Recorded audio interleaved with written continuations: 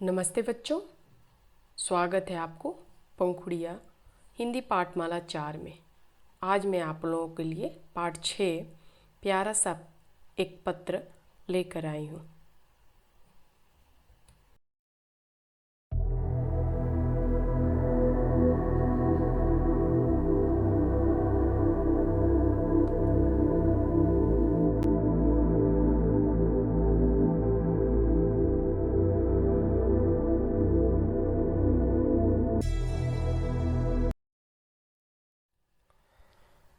इस पाठ के माध्यम से पत्र लिखने की कला सिखाई जा रही है।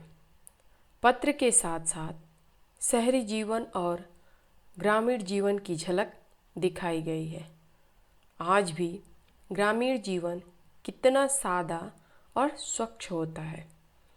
तो आइए देखते हैं इस पत्र को। 47/2 अंसारी रोड, नई दिल्ली, 25 जुलाई 10। यह एक पत्र लिखा गया है। प्यारी मान्या, नमस्ते। यह एक लड़की है और उस लड़की का नाम है मनप्रीत कौर। वह अपनी फ्रेंड यानी अपनी सहेली मान्या को एक पत्र लिख रही है, जिसमें लिख रही है, प्यारी मान्या, नमस्ते। तुम्हारा पत्र मिला, पढ़कर खुशी हुई कि तुम आगरा घूमने आई हो। पत्र में तुमने आगरा के ताजमहल के बारे में बताया। तुम्हारे अनुभव जानकर मेरा मन भी ताजमहल देखने को कर रहा है। यह पत्र मैंने तुम्हारे अपनी गर्मी की छुट्टियों के बारे में बताने के लिए लिखा है। इस बार गर्मी की छुट्टियों में मैं अपने माता पिता के साथ नाना नानी के घर गई थी। मेरी नानी का घर शहर से दूर एक गांव में है। उसके गांव का नाम चंदनपुर है। मेरे नाना जी वहाँ के जमींदार हैं। वहाँ पर शहरों की तरह पक्की सड़कें नहीं हैं। धूल मिट्टी चारों ओर फैली रहती है तथा लोग कुएं पर पानी भरने जाते हैं। मान्या, सबसे आश्चर्य भरी बात यह है कि वहाँ के लोग बेड टी नहीं लेते, बल्कि सुबह गरम गरम दूध पीते हैं और नहा धोकर पूजा करते हैं। वे लोग सादा जीवन बिताते हैं और बहुत परिश्रमी होते हैं। स्त्रियां घर का काम करती है और सभी पुरुष बहुत सवेरे ही काम पर चले जाते हैं। सभी बच्चे पकड़म पकड़ाई, स्टापू, रस्सी कूदना, खो खो, पोषम पा भाई पोषम पा, चोर सिपाही, गुल्ली डंडा व पतंगबाजी इत्यादि खेल खेलते हैं। गांव के लोगों का पहनावा भी अलग प्रकार का है। स्त्रियां साड़ी और लहंगा चुनरी पहनती हैं और पुरुष धोती कुर्ता व पगड़ी पहनते हैं। सभी लोग आपस में मिलजुल कर रहते हैं। शाम के समय कुछ लोग पेड़ के नीचे बैठकर बातें करते हैं। वहाँ के लोग शहर के लोगों की तरह टेलीफोन पर बातें नहीं करते, बल्कि आमने सामने बैठकर खूब बातें करते हैं। मान्या, हम पूरे 4 दिन रहे। वहाँ सड़क के दोनों ओर लहलहाते खेत थे। हरे भरे खेत बहुत ही अच्छे लग रहे थे। मैंने भी खेतों से गन्ने तोड़कर खाए।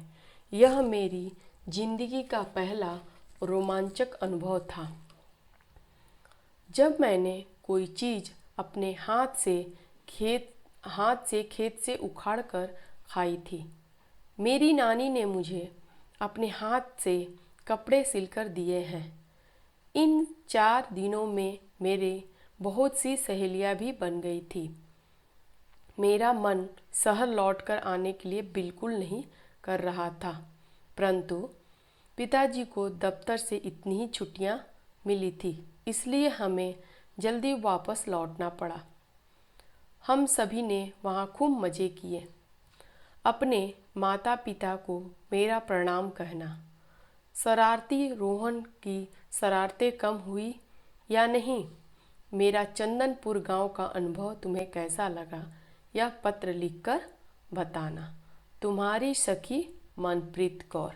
यह एक पत्र है जो मनप्रीत अपनी प्यारी सहेली मानिया को लिख रही है और वहाँ के शहरी और गांव के जीवन के बारे में बता रही है।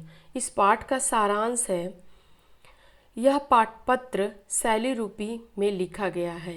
इसमें गांव का चित्र प्रस्तुत किया गया है। मनप्रीत गर्मी की छुट्टियों में अपने नाना नानी के पास 4 दिनों के लिए चंदनपुर गांव में जाती है। इन 4 दिनों में उसे रोमांचकारी अनुभव होते हैं जिसकी कल्पना उसने नहीं की थी। वह मान्या को बताती है कि गांव में पक्की सड़कें नहीं हैं, लोग कुएं से पानी भरते हैं, गांव में बेड टी नहीं ली जाती, सुबह गरम गरम दूध पीते हैं, नहा धोकर पूजा करते हैं,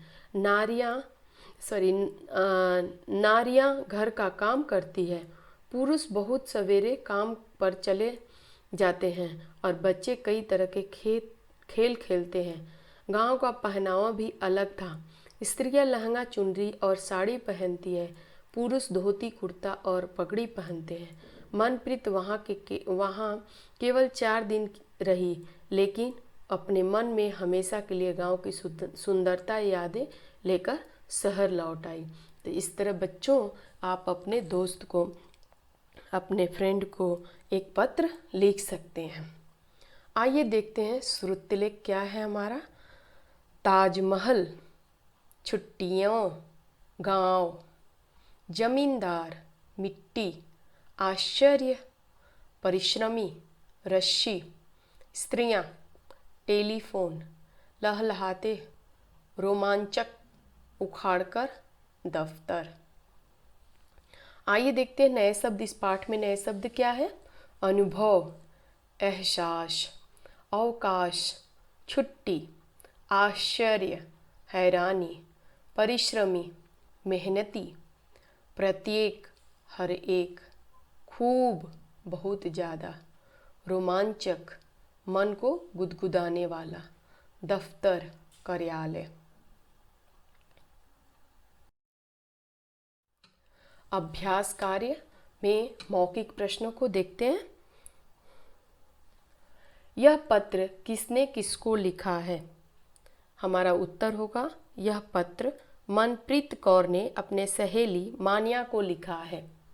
दूसरा प्रश्न, पत्र में किसका वर्णन है? उत्तर हमारा, पत्र में चंदनपुर गांव के रहन सहन का वर्णन है। ग, मनप्रीत कौर के नाना नानी कहाँ रहते हैं? उत्तर हमारा, मनप्रीत कौर के नाना नानी चंदनपुर गांव में रहते हैं। घ, मनप्रीत कौर के नाना जी किस गांव के जमींदार हैं? हमारा उत्तर होगा, मनप्रीत कौर के नाना जी चंदनपुर गांव के जमींदार हैं। ग, गांव और शहर में क्या अंतर होता है? उत्तर हमारा, गांव और शहर में बहुत अंतर होता है। गांव में शहरों की तरह पक्की सड़कें नहीं होती, धूल मिट्टी चारों तरफ फैली रहती है तथा लोग कुएं पर पानी भरने जाते हैं।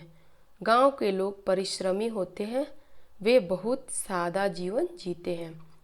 पुरुष काम पर जाते हैं और स्त्रियां घर के काम करती है। च, प्रश्न हमारा, गांव के लोगों का जीवन कैसा होता है?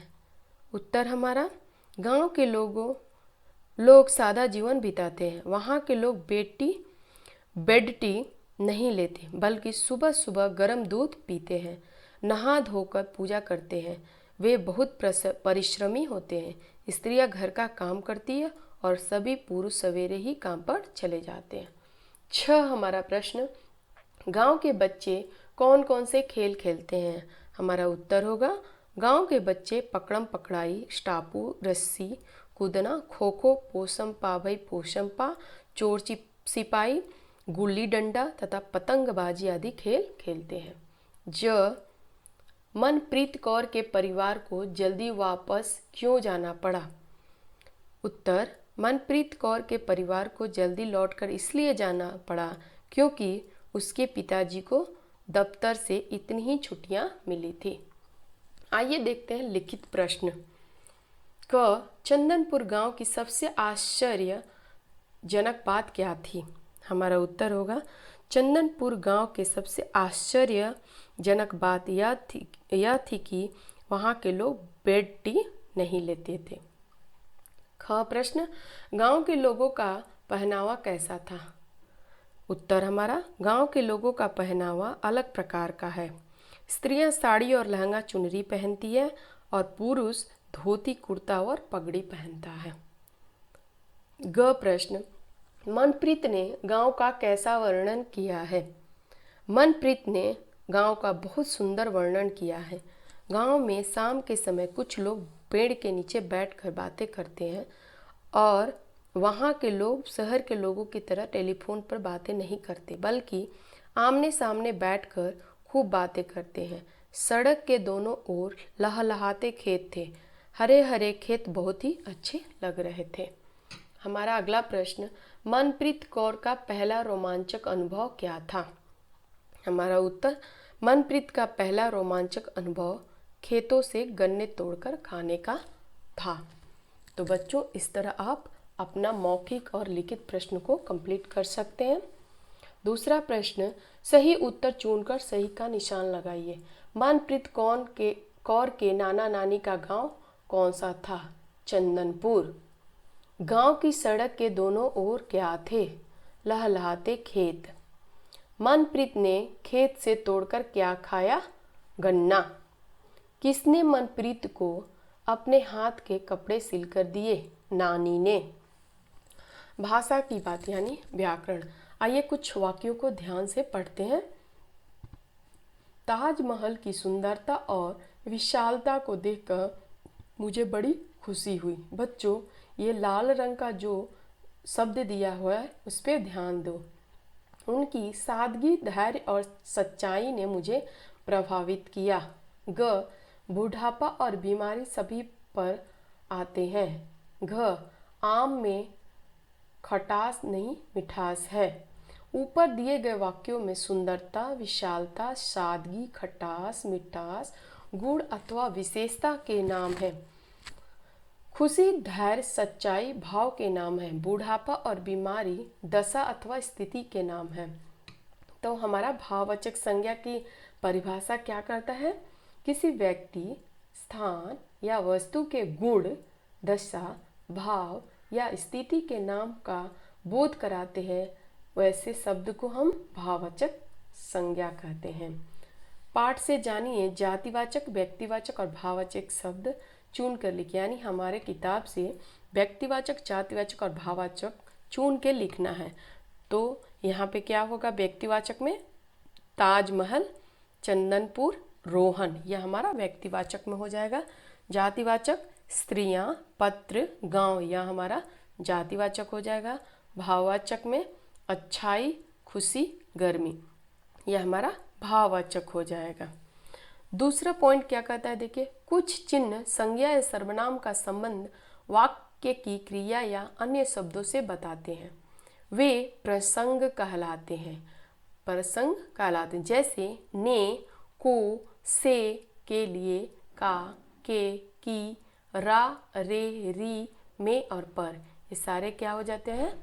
प्रसंग कहलाते हैं। सही शब्द चुनकर वाक्य पूरा कीजिए। यहाँ पे कुछ फिलिंग द ब्लैंक्स है, इसमें से सही शब्द चुनकर भरना है। मेरी नानी का घर शहर से दूर एक गांव में है। गांव के लोगों का पहनावा भी अलग प्रकार का है। सभी लोग आपस में मिलजुल कर रहते हैं। मेरी नानी ने मुझे अपने हाथ से कपड़े सिलकर दिए। आइए देखते हैं अगला प्रश्न। वहाँ पर शहरों की तरह पक्की सड़कें नहीं हैं। अपने माता पिता को मेरा प्रणाम कहना। तीसरा प्रश्न देखते हैं। पढ़िए, समझिए और एक शब्द स्वयं लिखिए। संयुक्ताक्षर शब्द। यहाँ पे संयुक्ताक्षर शब्द दिया हुआ है, उससे जोड़कर यहाँ पे ऑलरेडी एक शब्द, यहाँ पे दो दो शब्द बन गया और आपको एक एक्स्ट्रा बनाना है। लाइक त्र से त प्लस र, त्र से पत्र, छत्र, और हमने एक बनाया सत्र। इस तरह आप संयुक्ताक्षर शब्द बना सकते हैं, यानी इन शब्दों से जोड़कर एक नया शब्द बनाना है। स प्लस ई, रस्सी, रस्सी, लस्सी, किस्सा। क प्लस ई, की, पक्की, चक्की, मक्की। र प्लस ई, रमी, गर्मी, नरमी, कर्मी। प प्लस र प्लस बराबर प्रणाम, प्रभात, प्रभाव। ट प्लस ई, टिट्टी, मिट्टी, छुट्टी, पट्टी। तो इस तरह आप संयुक्ताक्षर शब्द से नए शब्द को बना सकते हैं। पर्यायवाची शब्द। पर्यायवाची शब्द मतलब एक आदमी के कई नाम। लाइक पत्र को हम लोग पत्र भी बोल सकते हैं, खत भी बोल सकते हैं, चिट्ठी भी बोल सकते हैं। ठीक है। पुरुष, नर, आदमी। मन, दिल, हृदय। स्त्री, नारी, औरत। विलोम शब्द यानी उल्टा, अपोजिट। गर्मी, सर्दी। पक्की, कच्ची। गरम, ठंडा। गांव, शहर। चौथा प्रश्न देखते हैं। कुछ शब्द ऐसे होते हैं जिनका रूप स्त्रीलिंग से पुल्लिंग में बदल जाते हैं। यहाँ पे स्त्रीलिंग दिया है, पुल्लिंग भी दिया हुआ है। देखते हैं, यहाँ पे भी स्त्रीलिंग है और पुल्लिंग भी है। माता, पिता। स्त्री, पुरुष। रानी स्त्रीलिंग है, राजा पुल्लिंग है। गाय स्त्रीलिंग, बैल पुल्लिंग। स्त्रीलिंग और पुल्लिंग शब्दों के सही जोड़े बनाइए। यहाँ पे कुछ दिया हुआ मिक्स और उसको सही जोड़ा करना। माता, पिता। नानी, नाना। औरत, पुरुष। स्त्री, आदमी। शेर, शेरनी। मोर, मोरनी। मुर्गा, मुर्गी। बाघ, बाघी। तो इस तरह आप स्त्रीलिंग और पुल्लिंग को बना सकते हैं। सोच समझ की बात। तो आइए देखते हैं। ग्रामीण व शहरी जीवन में रहन सहन, जलवायु, भाषा, व्यवसाय आदि में बहुत अंतर है। कक्षा में चर्चा कीजिए। इस तरह आप अपने कक्षा में यानी क्लास में चर्चा इस पे कर सकते हैं। खेलने कूदने के क्या क्या फ़ायदे हैं? आपकी किस खेल में ज़्यादा रुचि है? कक्षा में बताइए। गांव और शहर विषय पर कक्षा में वाद विवाद प्रतियोगिता कीजिए। तो बच्चे इस सारे एक्टिविटी को अपने क्लास में कीजिए। कुछ करने की बात। पहला प्रश्न, आप भी छुट्टियों में कहीं घूमने गए होंगे। वहाँ की जानकारी देते हुए अपनी सहेली मित्र को पत्र लिखिए। यानी जिस तरह अभी आपने एक पत्र को पढ़ा, उसी तरह आप अपने मित्र या सहेली को एक पत्र लिख सकते हैं। दूसरा, उन चित्रों में रंग भरिए, उनके नाम लिखिए जिसमें संदेश भेजे जा सकते हैं। कंप्यूटर, टेलीफोन, किताब, समाचार पत्र, टेलीविज़न, चिट्ठी। तो बच्चों, जिस चीज़ से हम संदेश यानी मैसेज भेज सकते हैं उसको हम लोग कलर करना है यहाँ पे। इन्हें भी जानिए। छुट्टियाँ, चंदनपुर, जिंदगी, मिट्टी। यानी हम लोग छुट्टियाँ इस तरह भी लिख सकते हैं, इस तरह भी लिख सकते हैं, इस तरह भी लिख सकते हैं, इस तरह भी लिख सकते हैं, इस तरह भी, इस तरह भी, इस तरह भी, इस तरह भी। तो इनको भी आप अपने दिमाग में रखिए। तो इस तरह बच्चों आप अपने पाठ को कंप्लीट कर सकते हैं। पाठ के अंत में तो बच्चों इस तरह आप अपने नोट्स को इस वीडियो के माध्यम से कंप्लीट कर सकते हैं। यहाँ पे मैंने मौखिक प्रश्न के साथ साथ लिखित प्रश्नों को भी मैंने यहाँ पे दे दिया है। प्रश्नों के साथ साथ यहाँ पे मैंने उत्तर को भी दे दिया है। तो इस तरह आप अपने नोट्स को कंप्लीट कर सकते हैं।